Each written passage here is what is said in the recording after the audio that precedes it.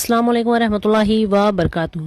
دیکھیے، قرآن پڑھنے کے دوران لفظ اللہ ہزاروں مرتبہ آتا ہے، بٹ ہم میں سے بہت سے ایسے ہیں جو لفظ اللہ کو صحیح طریقے سے نہیں پڑھ پاتے، یعنی لفظ اللہ کو صحیح پروناؤنس نہیں کرتے، یا جب ہم اللہ کہتے ہیں تو لام ہیوی پڑھتے ہیں۔ تو کیا لام ہمیشہ موٹا ہی یعنی ہیوی ہی پڑھا جاتا ہے؟ تو دیکھیے، ایکچولی جو لام ہے نا وہ ہمیشہ لائٹ یعنی باریک پڑھا جاتا ہے۔ عام الفاظ کا لام باریک یا پتلا پڑھا جاتا ہے، سوائے دو حالتوں کے۔ ایک، جب لفظ اللہ سے پہلے زبر یا پیش ہو تو لفظ اللہ کے لام کو پر پڑھیں گے۔ دیکھیے، پر یعنی ہیوی پڑھیں گے، ٹھیک ہے۔ اسی طرح اگر لفظ اللہ کے لام سے پہلے والے حرف پر زیر ہو تو دیکھیے پھر لفظ اللہ کے لام کو باریک پڑھیں گے یعنی لائٹ پڑھیں گے۔ اسی طرح لفظ اللہ کے علاوہ ہر لام باریک پڑھا جائے گا یعنی لائٹ پڑھا جائے گا، ٹھیک ہے۔ چلیے اب ہم زبر کے قاعدے کی کچھ مثالیں لے لیتے ہیں تاکہ ہمیں آسانی سے سمجھ میں آ سکے۔ تو سب سے پہلے ہم لیں گے ان اللہ۔ دیکھیے، لفظ اللہ کے لام سے پہلے زبر ہے، اس لیے ہم لفظ اللہ کے لام کو پر پڑھیں گے یعنی ہیوی پڑھیں گے۔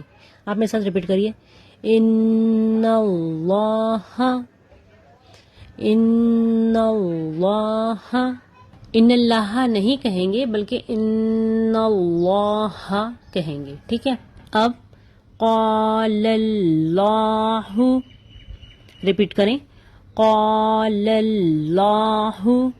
سمع اللہ، ریپیٹ کریں، سمع اللہ، ناٹ سمیع اللہ، سمع اللہ۔ اللہ کے لام سے پہلے چونکہ زبر ہے اس لیے ہم لفظ اللہ کے لام کو موٹا پڑھیں گے۔ چلیے اب ہم پیش کا قاعدہ لے لیتے ہیں۔ حدود اللہ، میرے ساتھ ریپیٹ کریں، حدود اللہ۔ حدود اللہ ہی نہیں کہیں گے بلکہ حدود اللہ، حدود اللہ۔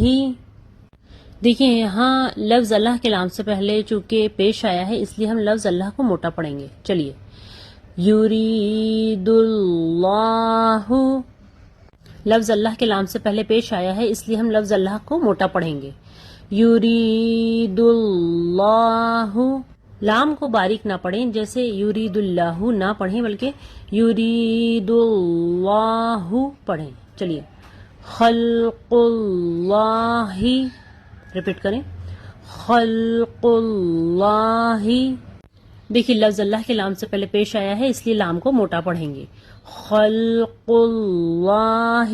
خلق اللہ نہ پڑھیں بلکہ خلق اللہ پڑھیں۔ چلیے، زیر کا قاعدہ دیکھ لیتے ہیں، بل اللہ۔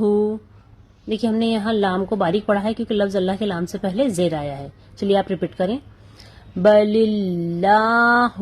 بل اللہ نہیں پڑھیں گے بلکہ بل اللہ، ریپیٹ کریں، بل اللہ۔ دین اللہ۔ لفظ اللہ کے لام سے پہلے زیر آیا ہے اس لیے اسے باریک پڑھیں گے، دین اللہ۔